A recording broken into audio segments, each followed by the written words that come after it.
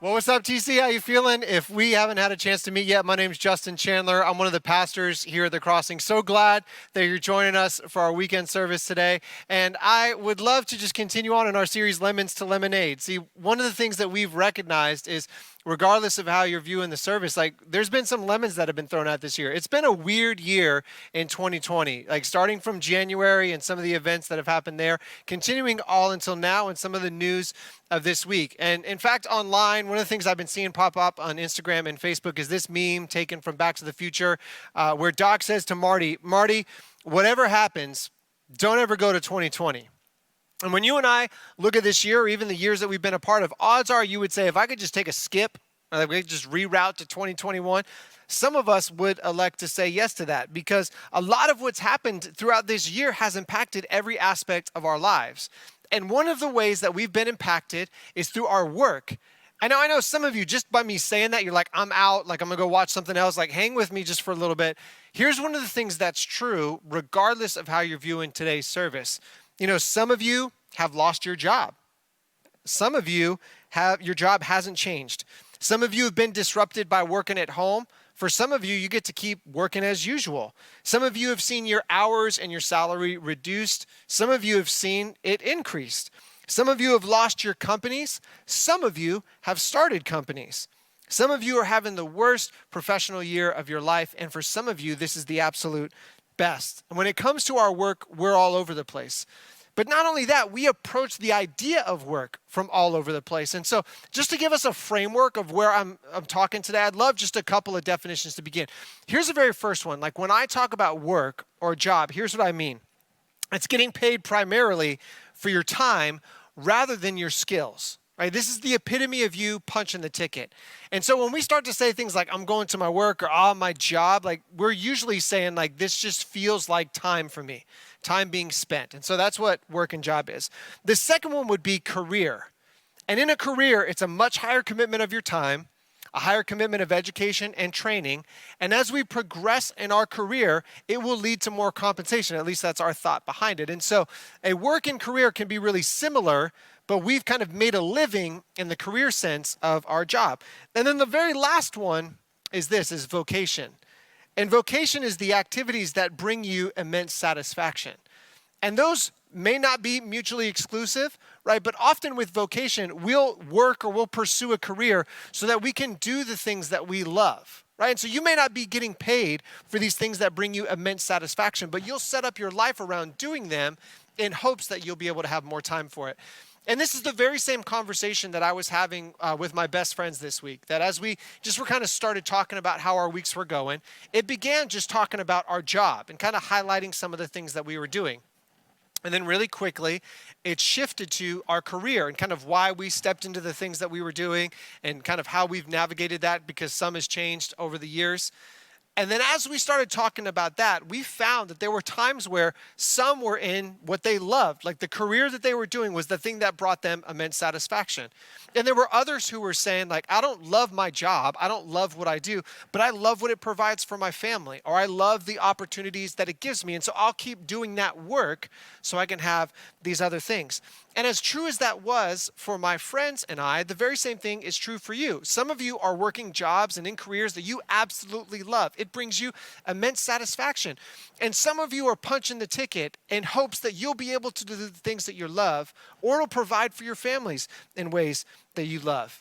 And knowing as we enter into a conversation about work that we're across the spectrum and experience, we're across the spectrum and how we're approaching it, what I wanted to do is just kind of highlight what the next couple of minutes of our time is going to look like. And so in the beginning, what I'm going to do is I'm going to highlight these three words. And as we talk about those three words, they're going to give us kind of a framework of how we can approach why we're on the planet and why we do what we do. And then from that, we're going to have a chance to look at one single verse. And in looking at that single verse, it's going to give us a chance to apply not only where we find ourselves contextually in the time and what we're experiencing, but how to make sense of us going forward in light of that. And at the end of our service today, we're going to have a chance to have just a response time, both in a song and for us to respond personally as we kind of go through our service today. And so here's what I'd love for you to do. If you have a Bible, you can open up to 2 Timothy chapter 4. We're going to be in verse 5. That's our one verse today. If you don't have a Bible, you can download our app. It's available on the App Store and Google Play. It's a great place for you to download it. And in there, as you download the app, when you push the home button, you can scroll down. There's a little thing that says notes. And once you click on that and click on this weekend, all the content we'll be sharing this weekend will be available there, and you'll have a chance to take some additional notes. And so as you're doing that, I want to start with a question. All right, so as you're getting there in your Bible, as you're getting there in the app, I want to start with a question.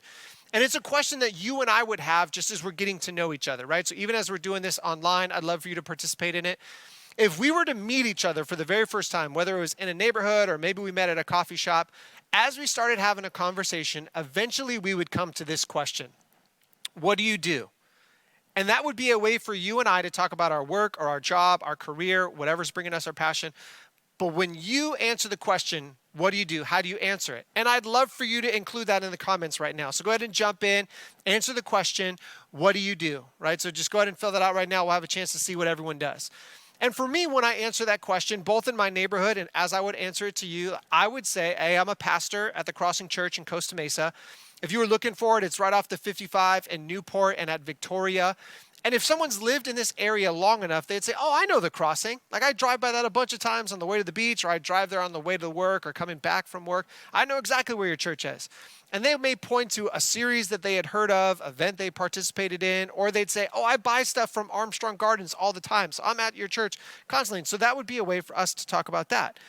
And as I'm having that conversation with someone in my neighborhood, or I'd be having it with you, I'm genuinely interested in what people do.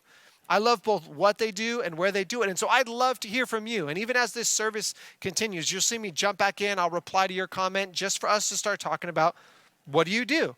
And I know some of you have already said, like, I'm not making comments. Maybe you turned it off, or maybe you're watching on a TV. Grab another device, jump in, just throw it in. This is a great time for you to give your first comment, but jump in and say, what do you do? And in the notes portion, this is kind of where we're going to take. Here's what we do. This is where we're starting from.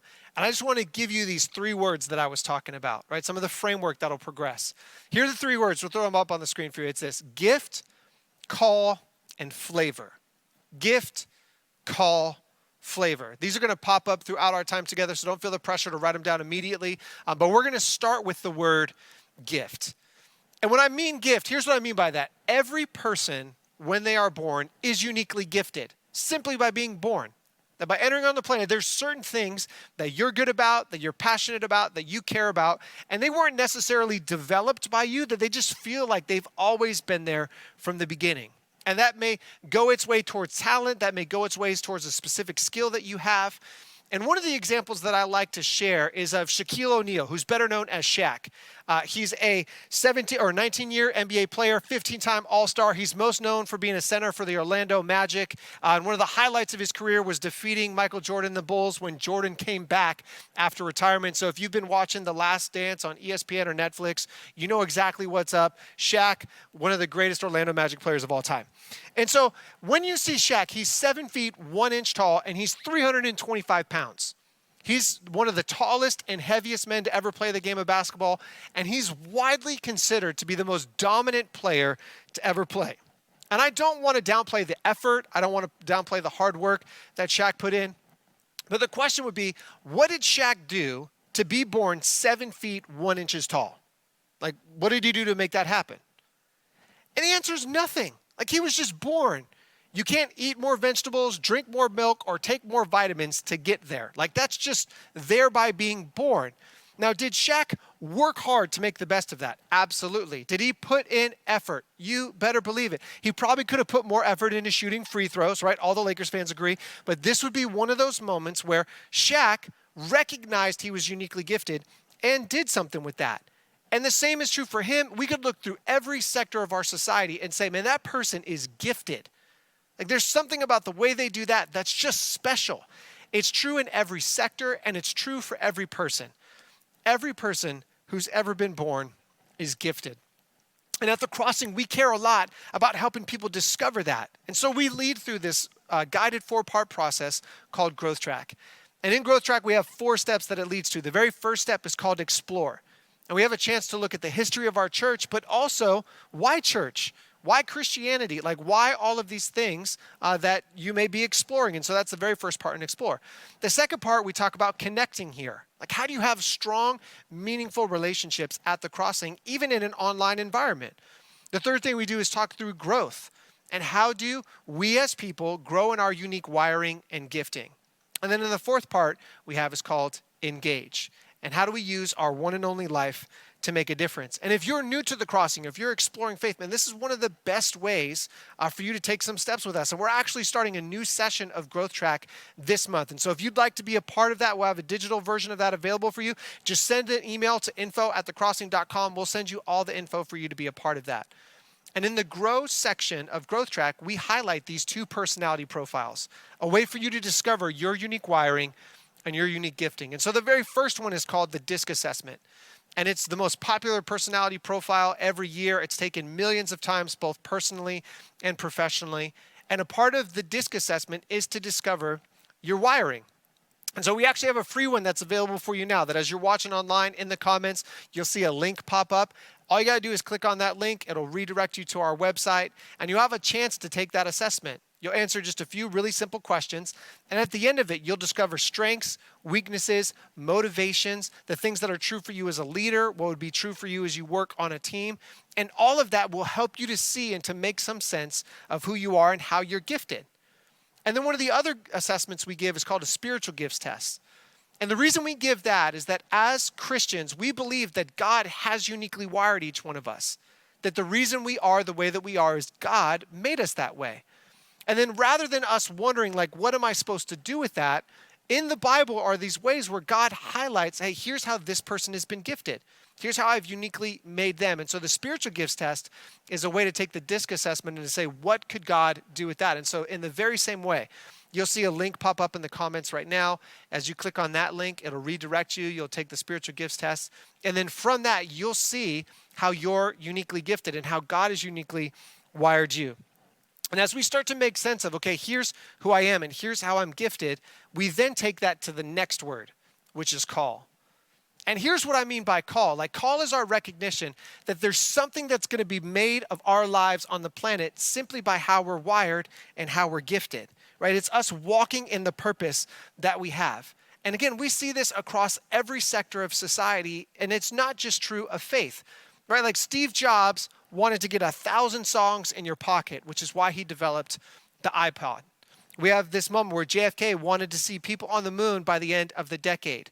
William Wilberforce wanted to abolish the slave trade. There's these people who recognize there's this special way that I've been made, and there's a purpose for that in my life. And so I want to start to walk in this purpose. And if you follow Jesus, again, recognizing that he's intimately made you and wired you, then it would make sense that God made you in that way for some purpose on the planet to achieve some good, that unique wiring has something to fulfill.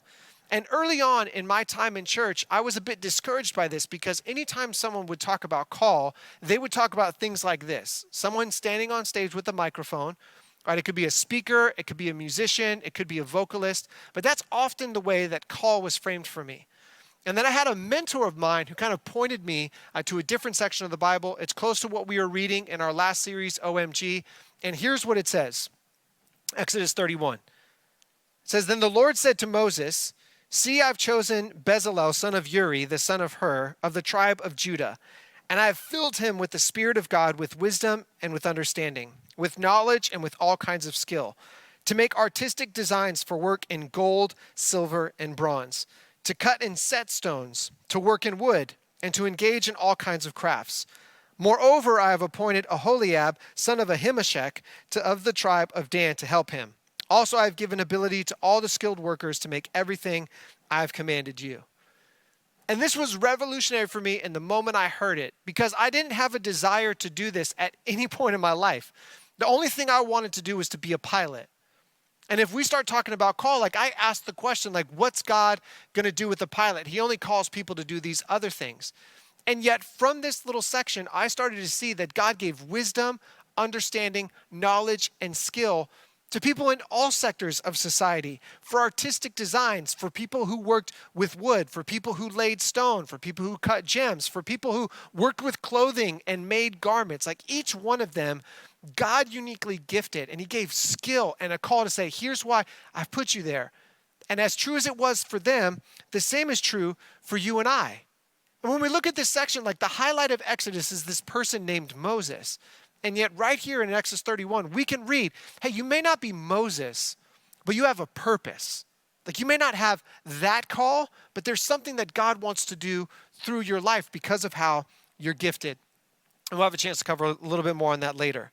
And so as we step into our unique wiring, as we step into our unique gifting, we find that there's a purpose that's behind that, and it's going to impact, it's going to make good of the planet, but it's going to touch our family, our friends, our coworkers, and neighbors.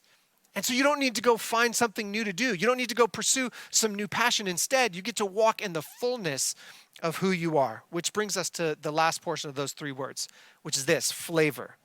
And I know that's a weird word to end on, right? You've got gift, call, and then flavor may sound a bit odd. But with all the unique wiring, with all of the unique gifting, there's going to come times where that overlaps. And we'll find people who are both gifted and called in really similar ways. And so if we point back to Shaq as an example, there's a lot of players in the NBA who were taller than 7 feet. There's a lot of centers. There's a lot of big men in the NBA. In fact, right now, there's 11% of players in the NBA who are over 7 feet tall. But here's the truth about each one of them. They all approach the game of basketball differently. They all have different skill levels. They all have different ways that they play the very same game. And as true as that is in basketball, it's true in other sectors too. You can take our teaching team as an example. Each one of us is gifted. Each one of us is called to speak in this way, and yet each one of us brings a different flavor, and it's better for the result. And the same is true in lemonade, in this series that we've been a part of. Making lemonade is the same exact process: water, sugar, and lemons. And yet, there's a style of lemonade that you prefer. And so I've brought the two heavyweights of the lemonade industry with me here today. You've got Chick-fil-A and Raising Cane's. And I know already some of you have a preference. There's one that you love most. And so I'd love for you in the comments right now just to answer, which one do you love the most? Do you like Chick-fil-A or do you like Cane's? Which lemonade is better? And to whoever gets the most likes on their comment, I'll send you a gift card to the one that you love the most, and you'll have a chance to get some more lemonade. But Chick-fil-A or Cane's, go ahead and recruit your friends. You can win Chick-fil-A or Cane's. Which one do you prefer? And if you take what I do, right, there's a lot of pastors. There's a lot of people who are going to step into this. And what I'm not trying to do is to do it the way that they do it or to follow that style. Like, I've got a unique way that I'm going to walk in my gifting, and you've got a unique way that you walk in yours. And so here's the one verse for us, the one verse that we're going to look at this weekend. 2 Timothy chapter 4, verse 5. And here's what it says. But you keep your head in all situations. Endure hardship. Do the work of an evangelist. Discharge all the duties of your ministry. And that last line is a little bit different for me than the way I heard it, the way I memorized it. So we're just going to sub it in. You'll see it there. Here's the last part. Fulfill your ministry. That's the way I heard it. Fulfill your ministry. So keep your head in all situations. Endure hardships. Do the work of an evangelist.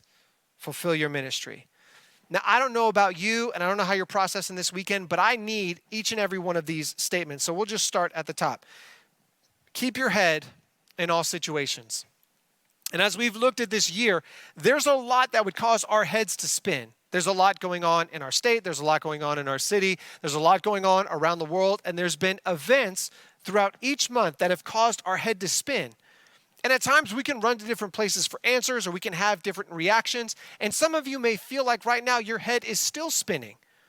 And so the encouragement of the Bible right here is to keep your head in all situations. Like, don't lose sight of the end because of what you're caught up right now. Like, don't lose your way because of something that's happening to you. That if we're trusting God and if we're believing that God is doing something good in this world, then surely God is going to lead us to that good no matter what is happening to us. And so there's a way for us to keep our head in all situations, right? To stay focused and to dig in. The second thing that we can see is that we endure hardship. That there's going to be hard things that happen in life. There's going to be difficult roads that we have to take. And a lot of that is just by being on the planet. Hard stuff happens. And with life, and in the same thing of today, like today's not a sprint, like we're making it to the end of today. We want to make it to the end of our lives. And so it's not us just trying to run as hard as possible or trying to make it to the next thing, but we recognize that we're in a marathon. And it's us making it one more step.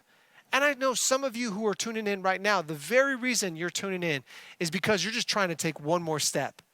You need just a little bit more support. You need just a little bit more wind in the sails to take that next step. But for every one of us to say, we're going to face hardship, so endure. The third thing that we do is we do the work of an evangelist. An evangelist will get associated with church or with a church role, but here's the reality of it. An evangelist is somebody who tells good news. And whether you're a person of faith or not, there's good news still being told on the planet. There's good news that can still be shared. We don't have to look hard to find bad news, but instead we want to be the people who bring good news. We believe that so much that a couple of months ago we led through a series called Tell Me Something Good, because we believed that there was enough bad news going on in the planet that we just needed to bring more good news. And it was true then, and it's true now. There's good news to be shared. And you can tell the good news of even things that are happening at our church. The good news of homeless teens being fed. The good news of refugees being given necessary supplies. The good news of kids, students, and adults being baptized and stepping into brand new life. The good news of hundreds of thousands of dollars being distributed to people in need. The good news of millions of tons of food being distributed as well. There's plenty of good news. So do the work of telling good news. Find ways to make good news known. And even one simple way that you'll hear us say each and every weekend, that even just by liking and sharing this video, you're telling people, hey, here's some good news, that you could even do it right now. Some instructions will pop up on the screen. That just by doing that, you're telling your family and your friends, to people connected with you, this is some good news that you could hear today. And so you could even do that at this moment. And as we go through these self-discovery tools, as we walk in our gifting and calling, man, all of that is good news. But I got to tell you, the best news ever is the news of Jesus. That God loved us so much that he came onto the planet, that he lived and he died and he came back alive for every one of us to walk in new life. That's the best news that could ever be told.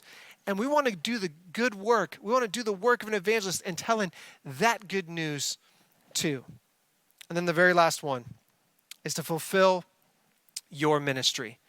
See, Paul, the author of this letter, he wrote it to Timothy, and this was the second letter that he had written to him. And as he was writing this letter, he was talking specifically to Timothy, but Paul traveled with a number of people. And so here's just a few of the companions, the people who traveled the world with Paul as he was telling the good news of Jesus. You've got Timothy, Titus, John Mark, Tysius, Onesimus, Epaphras, Jason, Silas, Aristarchus, Gaius, Trophimus, Barnabas, and Justus, just to name a few. And when Paul started writing to Timothy, he didn't say to him, hey, I want you to fulfill what one of these other guys are doing. Right? I want you to do what Titus is doing, or you should do more of what Silas is doing. No, he looked at Timothy and he said, fulfill your ministry. And even what Timothy was being asked to do wasn't the same thing that Paul was being asked to do, that there was a specific purpose to Timothy's life, and Paul wanted him to fulfill that. The same was true for Timothy, the same is true for me, and the same is true for you. Right? That the goal of this wouldn't be for you to fulfill or to be more like Justin Chandler. Like one is more than enough for the whole planet, right? So don't try to emulate or to be like me, but instead to walk fully into who you are, to be the greatest and most refined version of yourself. The world's a boring place if we all start having the same flavor, if we all start bringing the same thing to the table. But instead, it's more diverse, it's more beautiful, it's more fun, there's more life when each of us brings our flavor. And here's what I got to tell you. The world needs your flavor. Your family, friends, and neighbors need your flavor. This church, the Crossing Church, needs your flavor. For you to recognize that you're uniquely gifted by God simply by being born. And because of that unique gifting, you have a calling on your life to make good in the world. And the way that you make good of that gifting and calling in the world is going to be different than other people. And you're going to bring your unique flavor to the planet. And that you're going to fulfill your ministry. Not mine, not theirs, not in competition with somebody else. You're going to fulfill yours. And as we come to the end of our time together here, we're going to have a chance for each of us to respond, both in this moment and in a song right after this. And so here's what I'd love for us to do, even as we're watching online. I'd love for each of you to process one of these three responses that will be coming up on the screen. For some of you, as you're watching today, like you're exploring faith, and it's part of why you tuned in today, that maybe you're one of those people who saw it shared by a friend and you're watching the good news now. And maybe there's just something that's happening in your life and in your heart that you've never known Jesus before, you haven't had an experience with Jesus before, but you feel like that may be happening now. Or there's some of you who the whole reason you're tuning in is because you've run out of options, you don't know where else to go, and so you're making a return to faith today. And so we're going to give you a chance to say yes to, hey, I want a relationship with Jesus today. I want to walk in that. To some of you, you're saying like, I want to know my giftings. I want to know my calling. I want to walk in this unique flair. I want to make good of my life. I want to make a difference, which is a word you'll hear us say here. And we're going to give you a chance to say yes to that also. And for some of you, as we brought up the topic of work, like this is the most difficult season you're walking through right now. This is the way you find yourself going through hard times. And we're going to have a chance to support you and pray with you and be with you in that. And so here's what I'm going to do, even as we're watching online together. I'd love for you to be a part of this in the comments. And so if you're saying yes to Jesus today, right, for the very first time, or maybe you're making a comeback to faith, all you got to do is use the hand waving emoji, right? You can type the number 1 or you can say Jesus. Any of those will work. And we're going to take some time to pray with you today. So if that's you, go ahead and wave the emoji, type the number 1 or say Jesus. All those will work, but we want you to jump into the comments, say yes to that. We'd love to be able to pray with you. For some of you, as you're walking into that gift, call, and flavor, you want to know how your one and only life can make a difference today. So all you got to do is type number 2. You can type make a difference. Either of those will work, but wave your hand, and we want to be able to pray for you as well. If you're saying, hey, I want my life to do that. I want my life to make a difference. Go ahead and type number 2 or make a difference. Those will be great. And then to the third group of people, if you're struggling in your season at work, your job, your career, but this has been a hard season for you, and you're saying like, hey, I could really use prayer in this area, go ahead and raise your hand. You can wave it there. Type the number 3 or work. Either of those are good for us, and we're going to jump in and be able to pray with you. All right, so as you're typing that in, whichever way you want to respond today, go ahead and type that in, and then we're going to pray together. So Jesus, I thank you so much, and I'm so thankful, God, that you came onto this planet, and that, God, you gave your life for each and every one of us so that we could walk in a brand new life. And some of us, God, are stepping into that for the very first time, that we're saying yes to you. And so, God, to those who are raising their hand and saying, I want to say yes to Jesus, God, I pray wherever they're viewing this from, that the very love of God that came onto the planet for their lives would be the very love of God that's meeting them right now. And God, as they're waving their hand, that they're stepping into thousands of years of people having said yes to Jesus and the difference that you've made in their life. And so we pray that they would walk in that brand new life as well. God, to those who are walking in their gift, call, and flavor, and they want to make a difference with their lives, God, would you show the unique wiring, gifting, and purpose that you put them on the planet for? And God, would their one and only life make a difference with their friends and their family, their coworkers, and their neighbors? And God, to the last group of people, if work has been a struggle, God, I pray that as they lift their hands, that they're finding they're not standing alone, but that, God, this community of people is rallying around them, both by our prayers and our support, that, God, they're not walking by themselves, and that, God, that they'd be able to endure this hardship as well. And so, God, I pray today that as we continue on in our service and we have a chance to respond in song, that, God, we'll see that you're meeting us there as well. And it's in Jesus' name we pray. Amen. So over the next couple of minutes, our band's going to lead us through this song called Falling Into You, and it's going to be a chance for us to respond in that very same way, that this is a moment of us trusting in Jesus, and it's the best response that we could have now. So stay with us for the next couple of minutes and sing along.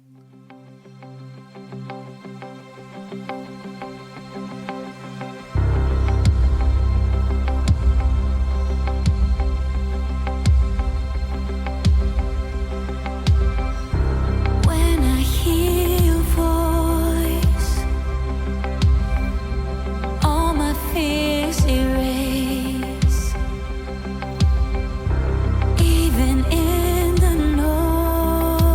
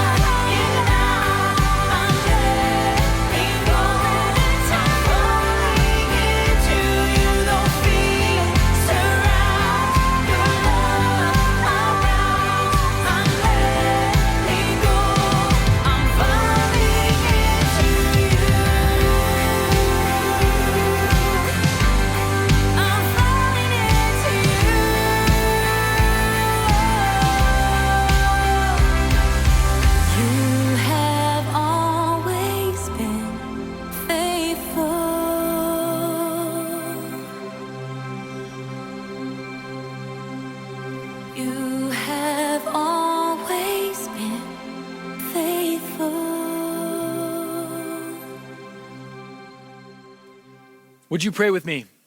God, we know that you are good, and we know that you love us and that you care for us and that you are for us in this season. God, we have been affected, we've been impacted. God, for some of us, we feel like we are running out of hope. And so God, for those people, I want to pray that you would step in and move in a mighty way in this season. That Jesus, they would know that not only are you for them, but you will continue to walk with them as they navigate these next steps in life. And God, that they would be willing to take a chance to hold on to hope for one more day, like Justin said, that they would move just a little bit further, that they would trust in you just a little bit more, so that way they could see you step into that gap and meet them right where they are. Lord, we love you and we praise you in the middle of what we're walking through. God, we want to be people that choose to fall into you. Lord, would you meet us here and would you help us grow? We pray these things in your name. Amen.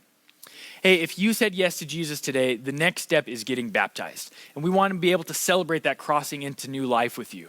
You see, just last week we celebrated baptisms for families here, and man, there is nothing better than that moment, being able to just see the joy on people's faces. And so if you haven't been baptized and you want to know more, we'd love for you to send us an email to info@thecrossing.com and see how we can connect with you to help you in that journey. And we don't want you to forget about the good stuff that Justin talked about today. If you have said yes to finding out more about your gifts, your calling, your flavor, right, what you can add, the Crossing is really here to help you grow. So you can also email info@thecrossing.com and we will help you get connected with the growth track class so you can find out more about your calling.